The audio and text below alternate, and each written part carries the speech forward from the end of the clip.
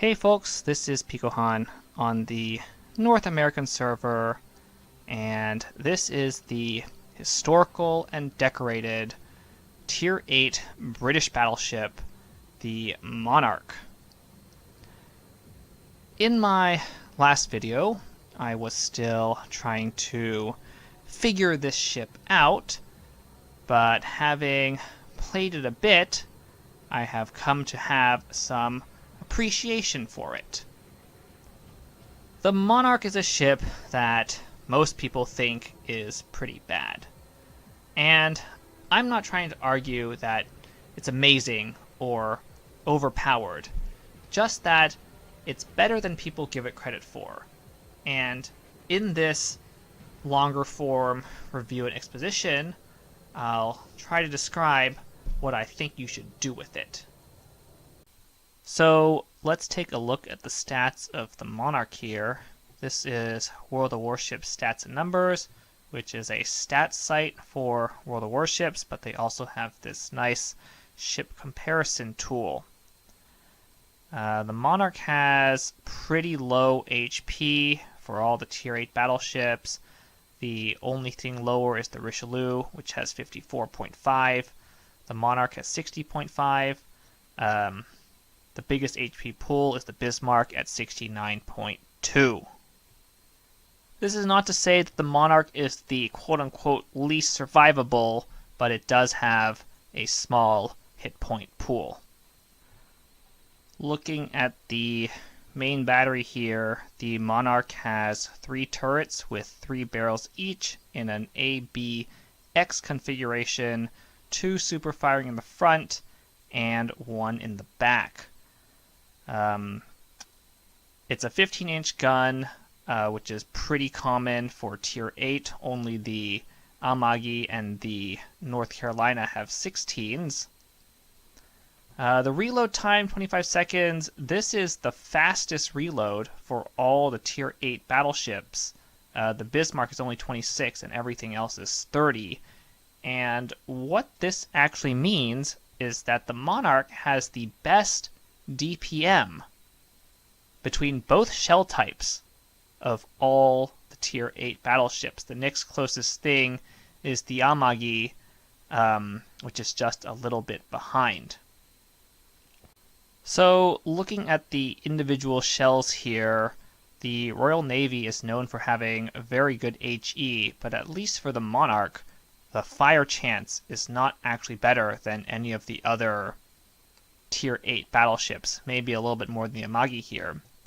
It has the second best alpha damage, but the main thing is that it has quarter pen compared to 1/6 for the Richelieu, North Carolina, and Amagi.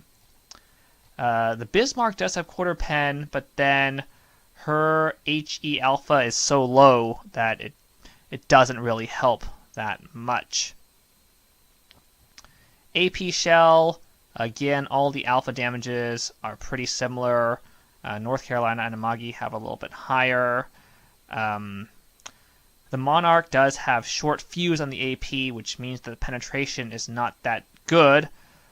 What this means in practice is you need to switch a little bit more aggressively between HE and AP than some of the other Royal Navy ships, and even compared to some of the other battleships.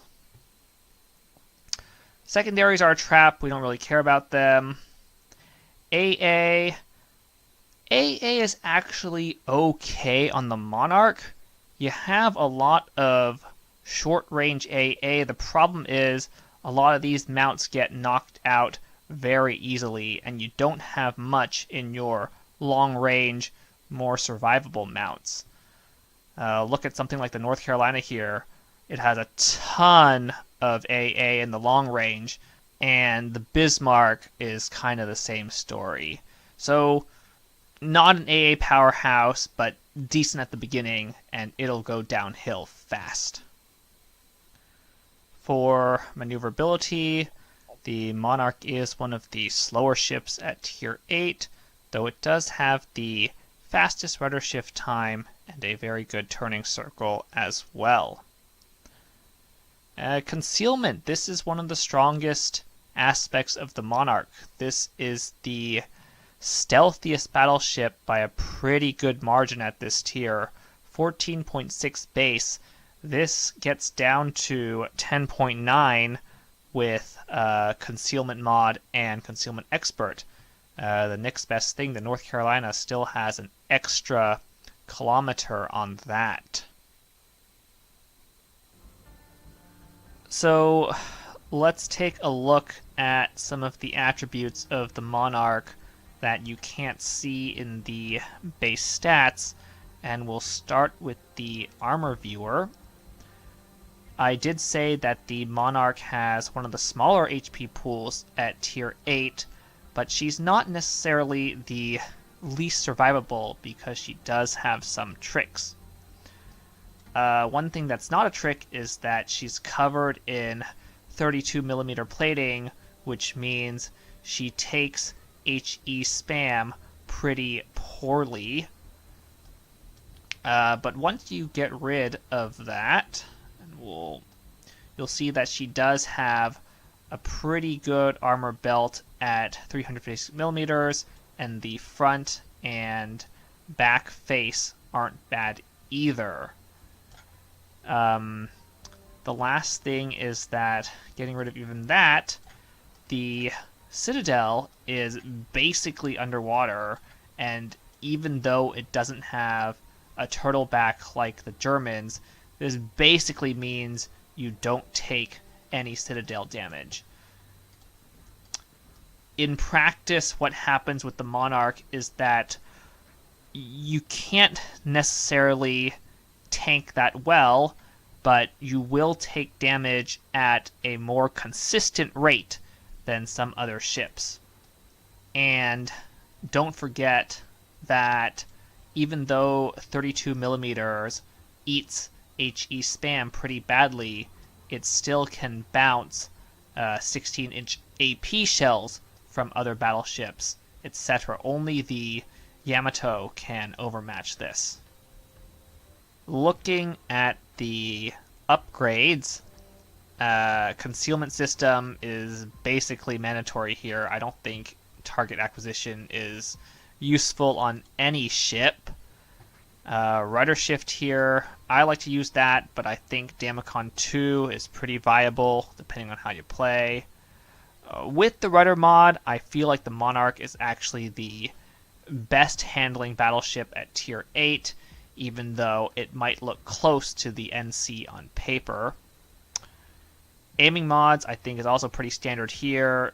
The accuracy is not that great on these guns, but with the aiming mods, you can make do.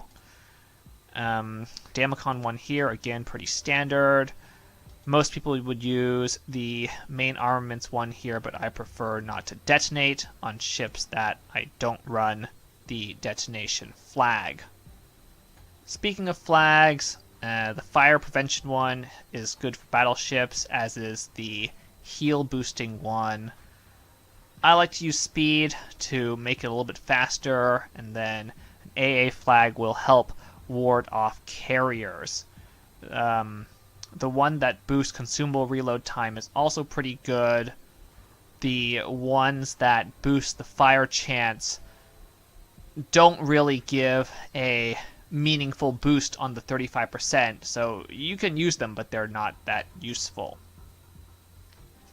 So for my captain build, this is a 19-point Jack Dunkirk, who has improved Jack of all trades and expert marksman.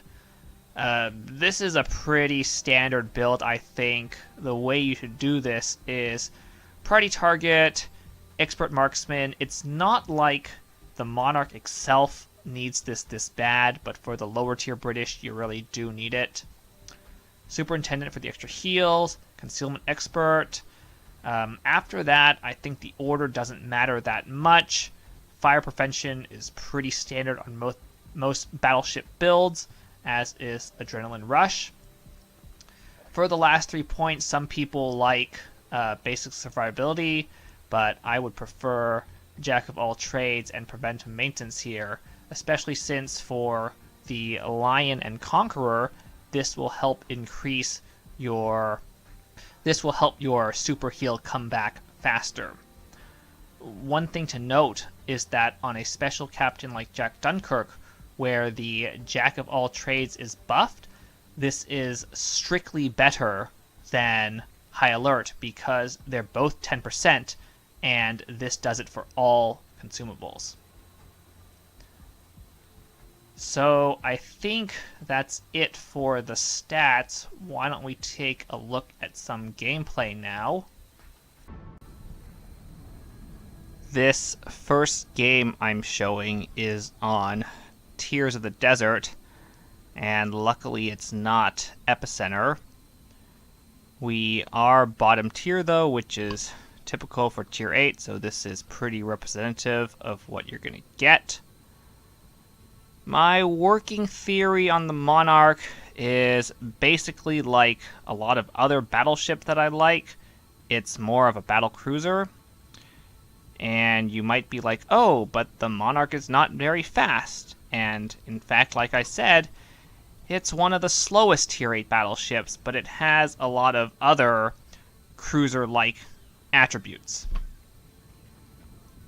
Right off the bat here, I'm trying to take advantage of that great concealment that I talked about earlier by following Camo in the Kid here at a distance such that the edge of our detections are about the same. So this is typically like a cruiser quote-unquote thing to do to hunt destroyers and such, but you'll see how it works out in the Monarch. Just as I'm spotted, Camo is able to spot the Shimakaze as well, and he's close enough at this point that I'm able to get a really good salvo off. 8k, that's like half his health. And immediately after that, I slow down, turn out, and start to angle against the enemy team here. I want to slow down because I want the enemy ships to close the distance. Like I said, the Monarch is not very accurate, so you can't really snipe. In an actual cruiser, this is of course very dangerous, but since the Monarch generally has protection against 16-inch AP, this is a fairly safe position for now. On the other hand, that enemy Iowa is not safe from my HE shells, and this is one of the really nice things about the Monarch and Royal Navy battleships in general, is that HE is like overmatching.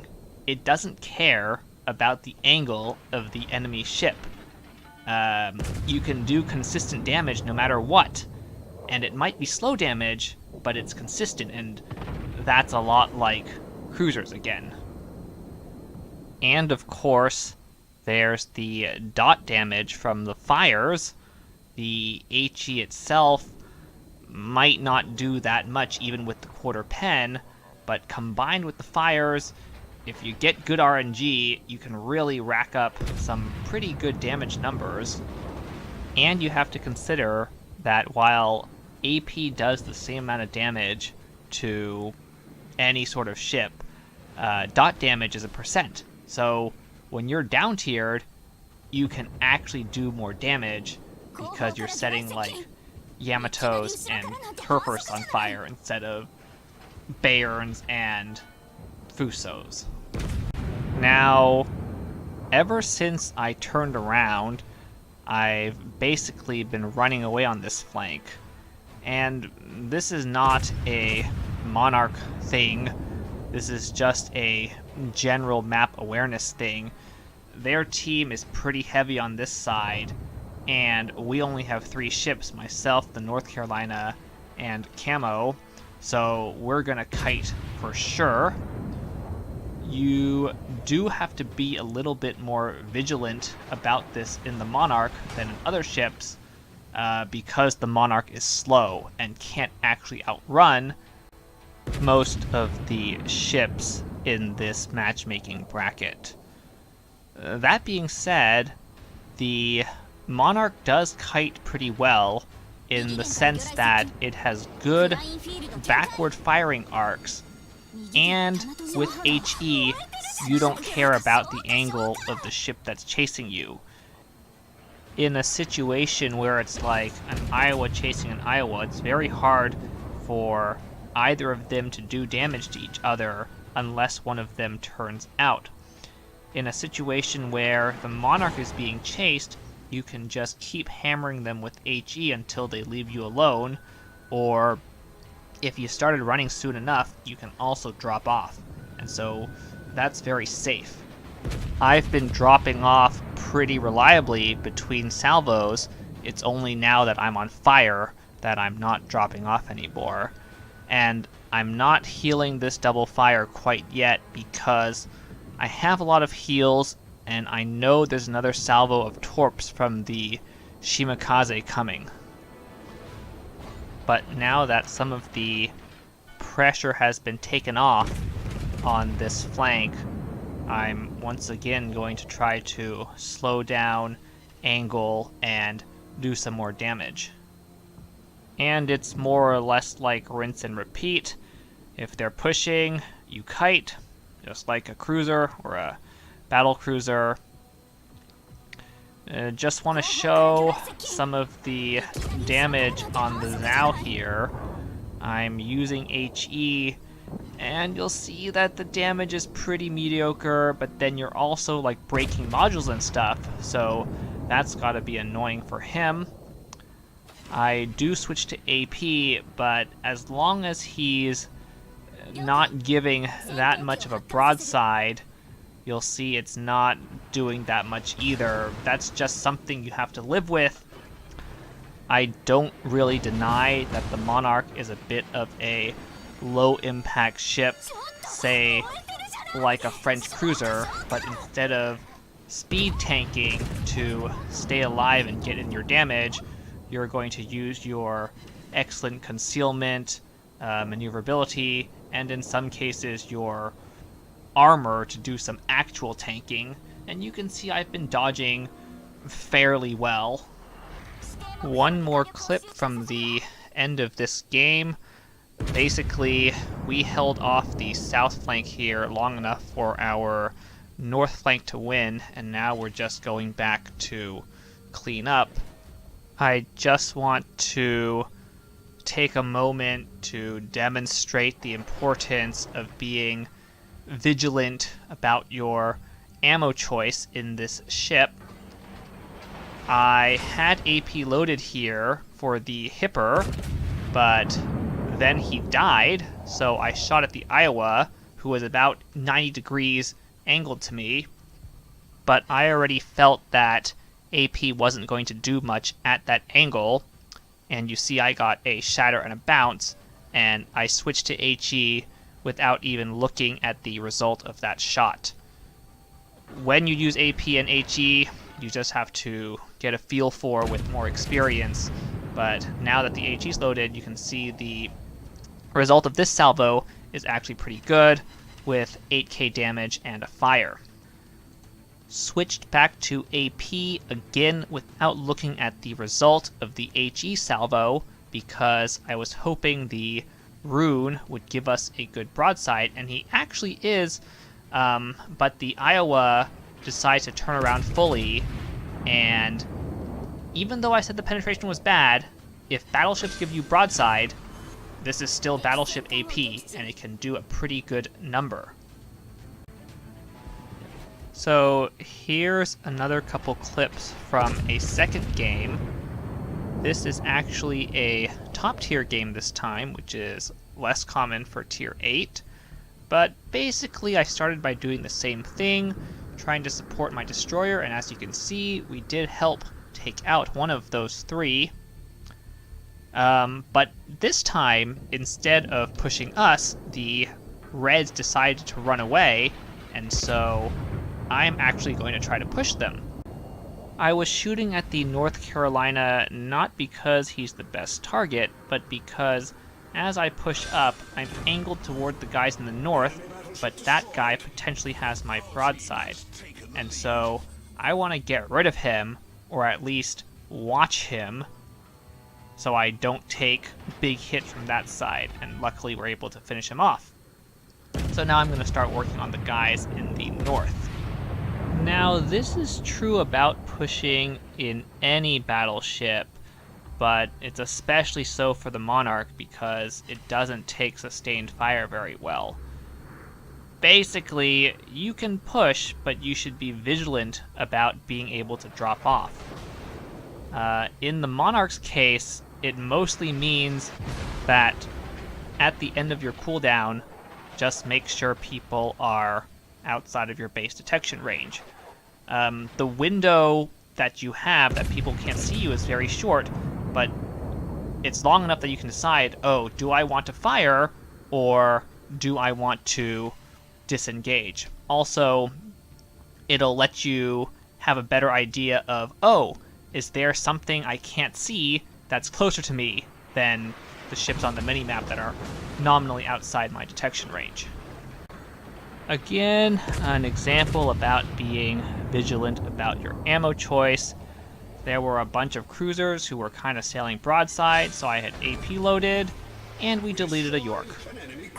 It's like, yeah, this has poor penetration, but yeah, this is still a 15-inch battleship shell. And I've said it before in other contexts, but short fuse is sometimes better on more lightly armored targets like cruisers, even if it shatters more on battleships. Like, that was a mediocre salvo on that Gneiss now. Now, this is toward the end of the same game, and as you can see, our team has tried its hardest to throw. We're down to being even in ships, even in caps, but they're capping one of ours. This Massachusetts, I had originally hoped to kite him and burn him down, but he decided enough was enough and he turned around, so now I'm trying to chase him down. And I'm gonna make a mistake here by not putting myself in a position where I can disengage easily. If you look at the minimap, you'll see there's a Cleveland who was last spotted already inside my current detection range, and I'm still going toward him. This is because I think the Massachusetts is going to push through towards C, which Sherman is capping over there, but instead he comes around and the Cleveland comes around at the same time. And since I didn't leave enough space, they're going to keep me perma-spotted and start spamming me even though I'm running away. And you'll see at this point I have maybe 3/4 health and 1 heal, but you'll see how quickly this bleeds away when I'm under sustained fire from just 2 ships. The main issue is that the Cleveland most likely has IFHE, which means he can pen pretty much all of that 32mm armor. Furthermore, since he's basically full health, it's very hard for me to just delete him. So this turns into a war of attrition that I'm quickly losing. Most of the damage, by the way, is coming in from the Cleveland's HE spam, fire, and then I think secondary fire from the Massachusetts. The Massachusetts main battery isn't actually doing that much because 32mm of armor will bounce that. I am trying to maneuver because Cleveland shells are slow, but he puts out so many of them that some of them are still bound to hit. Normally in a situation like this, what you should be doing is running toward your team such that the Cleveland or the Massachusetts will turn around, but since this is the end game, there is no more team, so I'm just trying to drag these guys away from the cap, maybe towards the AFK Turpits, and then maybe I'll try to take out at least the Cleveland before I die. With all my heals gone at this point, I do decide to Damacon a single fire to stop the bleeding. I'm going to take one final shot at the Cleveland and then also try to get into cover behind this island. But ultimately, between just these two ships and I was kiting, they took out all of that health plus the other heal in like 2 minutes. Luckily, we finish off the Cleveland. We're able to drop off from the Massachusetts, and we're able to win the game on points. Just going to flash the results of these two games at the end here. These are, without a doubt, very good, if not exceptional games for the Monarch, and I don't deny that. That being said, my closing remarks would really be that what I appreciate most about the Monarch is the ability to do consistent damage against almost all targets in almost all situations. You're not going to dev strike another battleship, but you're going to be able to do something to it no matter what he does. And on the flip side, he's not going to be able to dev strike you. And I really appreciate this consistency both ways. On that note, this is the end of this video, so have a nice day.